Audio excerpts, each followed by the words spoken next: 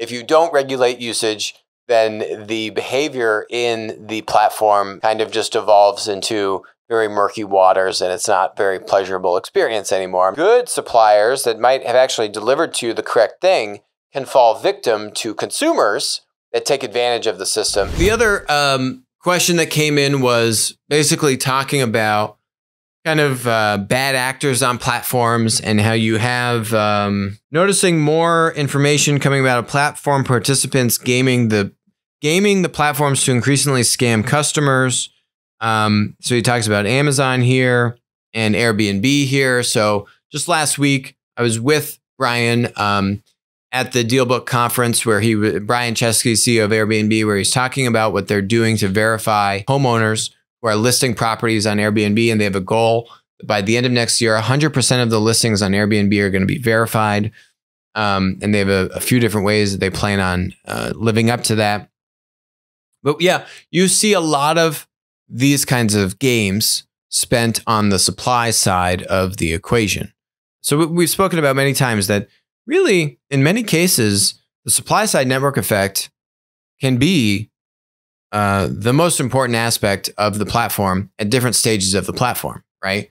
Once they get to monopoly scale, then you see a lot of suppliers trying to skirt the rules. And so one of the 4 core functions of a platform business is rules and standards.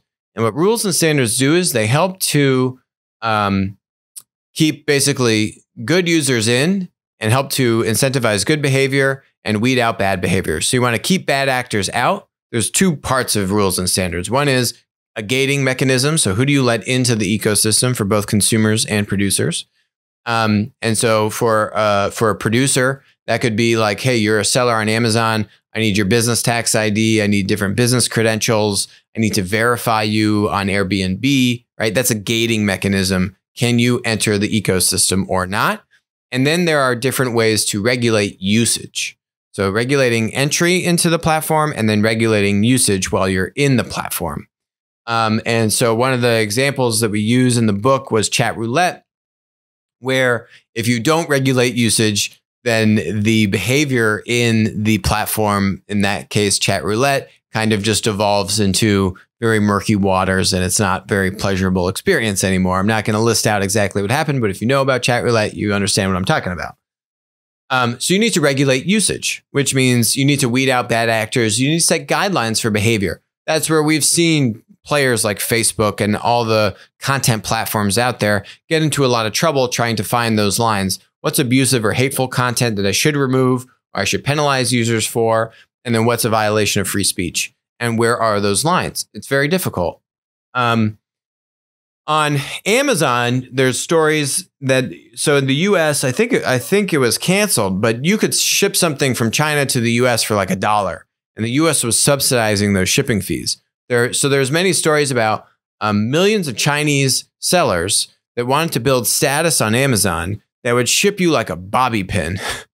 But they would ship it to an address. They would claim your address, and then they would write themselves a really nice review, and it would cost them like $1.50. The whole thing, because we had this crazy kind of subsidized shipping thing with China.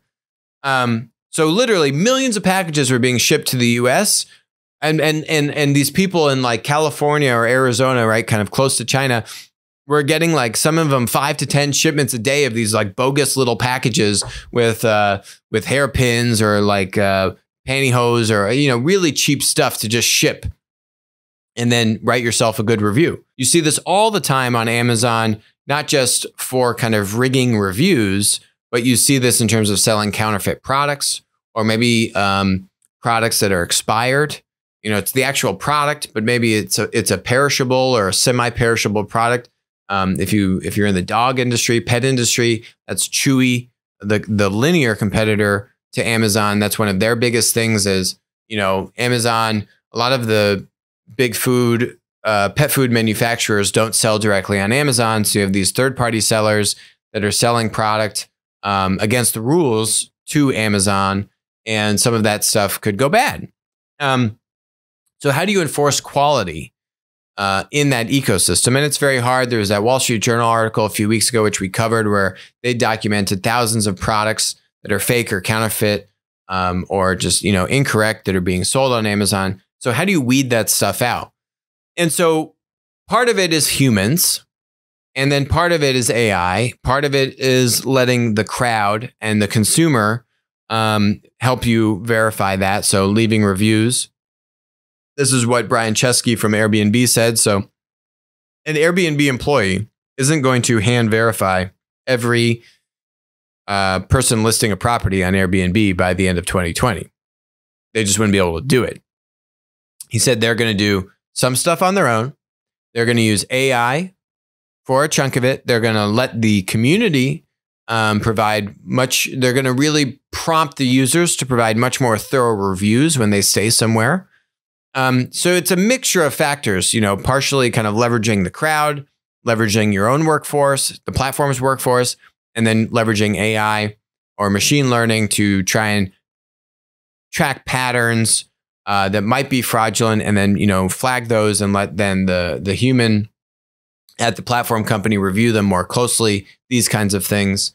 There's a variety of different tactics that you need to use, but if you don't put these things in place, then the community will naturally devolve or get diluted into a not so good environment. And these bad actors will continue to then go unchecked and will continue to erode trust and that faith that the customer has in the platform. Now, the platforms will also do things like with Amazon, right? Have very generous terms with the consumer, where if you did buy something and it didn't actually meet the product requirements, Amazon more likely than not is just going to give you the benefit of the doubt and say, sure, return the product, no questions asked, no problem.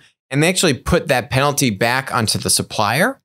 So that means that the good suppliers that might have actually delivered to you the correct thing can fall victim to consumers that take advantage of the system and might be filing fraudulent claims on their end. And sometimes you get, if you order a heavy item on Amazon, there's been reports about how Amazon or the merchant won't even bother to have you ship it back because the shipping is so expensive. They'd rather just send you a new one.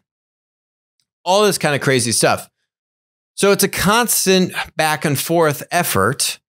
And what it can mean is that these bad actor suppliers can actually damage things for the good suppliers that then have to take a hit, because the platform is then going to give much more onus or trust or convenience to the consumer to help them weed out these bad actors.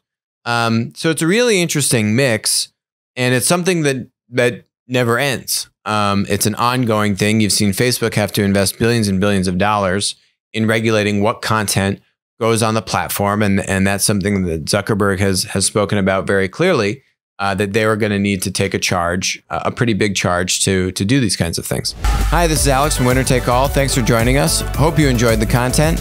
Feel free to leave a comment, ask us questions, and definitely make sure to join us on our next live stream.